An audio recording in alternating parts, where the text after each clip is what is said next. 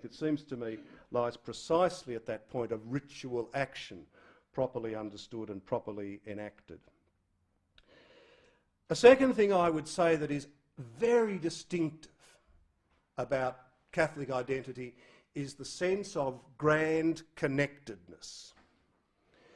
It's something that you feel unmistakably when you're at one of those great papal liturgies in St. Peter's Square that some of you would have been part of.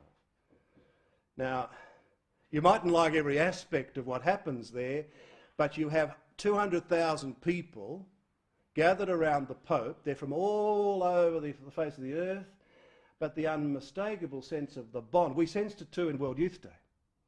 It's a very powerful, moving thing. And it's a very Catholic thing. And it's one of the greatest powers of the Petrine ministry, the papacy, to do that. And that's what it's about, to gather the whole mob. So I'm talking about a grand connectedness, that sense of family, which again I think is probably distinctively Catholic. But it's not just being in the one place at the one time. The grand connectedness that I'm speaking of is a connectedness in place, in every place on earth. As a Catholic bishop, I can go anywhere on the face of the earth and feel weirdly at home. It may not be the same as it once was when we all said Mass in the same way in Latin. The liturgy does vary, and yet I've celebrated Syro-Malabar weddings in India. I've been to all kinds of liturgies that are part of the pageant of the Catholic Church, and yet there's this weird and wonderful sense that I am at home. Now, there may be a particular welcome to me as a bishop, but I suspect any Catholic put in those kinds of situations and open to them would feel that same strange sense of not being an alien, but being at home. So, across the face of the earth, that sense of connectedness. But it's also a connectedness through time. This is why the story matters and why the saints matter.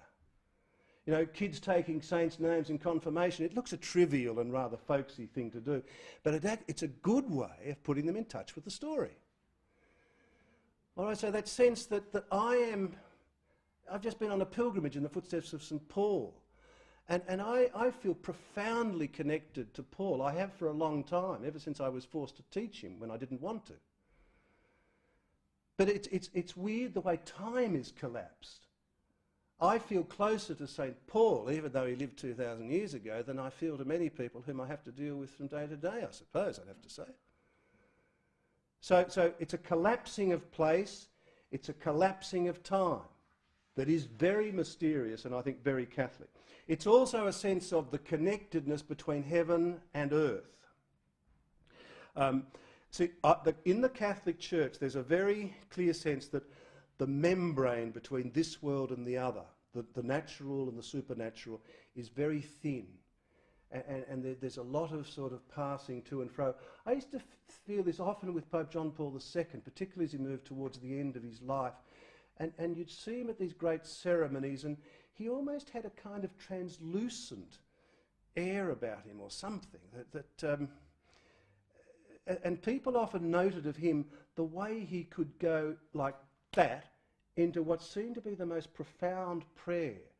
But in a sense, what I came to see with the Pope was that he was never out of prayer.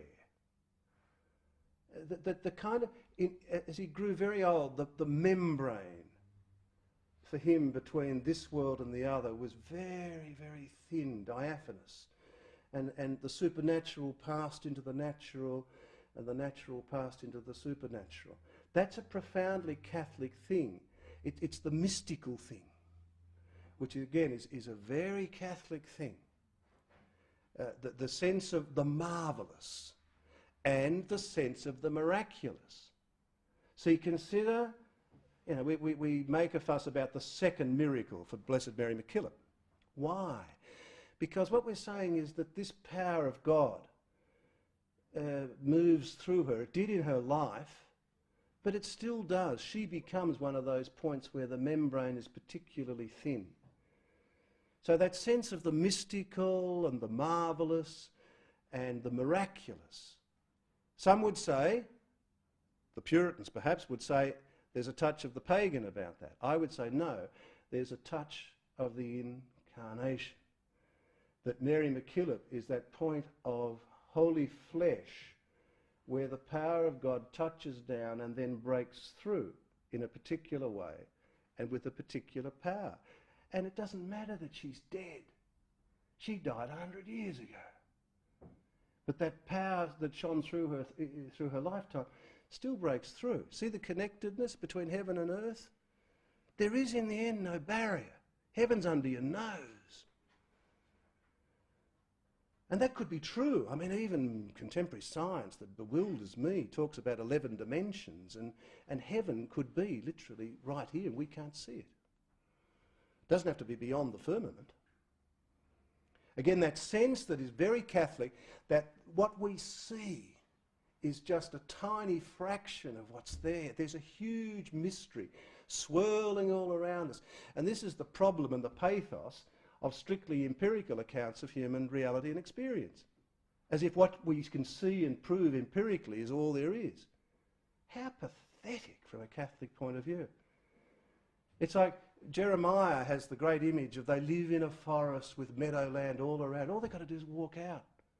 There's a meadowland, a garden out there. But all you see is the forest and you think that's all there is, folks. That's not the Catholic Church. The Catholic sense of things is the big picture. All right, the forest is here, but the meadowland's all around. Unity I've spoken of, that sense. There's probably no greater sin in the Catholic firmament than schism, than setting up another altar, breaking the communion of the church. That there is no greater horizon to be sought than the horizon, to use the Greek word beloved of St. Paul, koinonia, communion. That in the end is the life of God, the Trinity. And this is where no Catholic can ever settle for conflict as just the way things are. That there is always conflict in the church is certain, but if any of us as leaders say, well, that's just, shrug the shoulders and say, that's just the way things are, nothing I can do about it, we are in deep, deep trouble. How you deal with conflict in order to create communion is fundamental to leadership within the Catholic Church and is fundamentally Christian. Again, I point to St. Paul as my prime witness in this.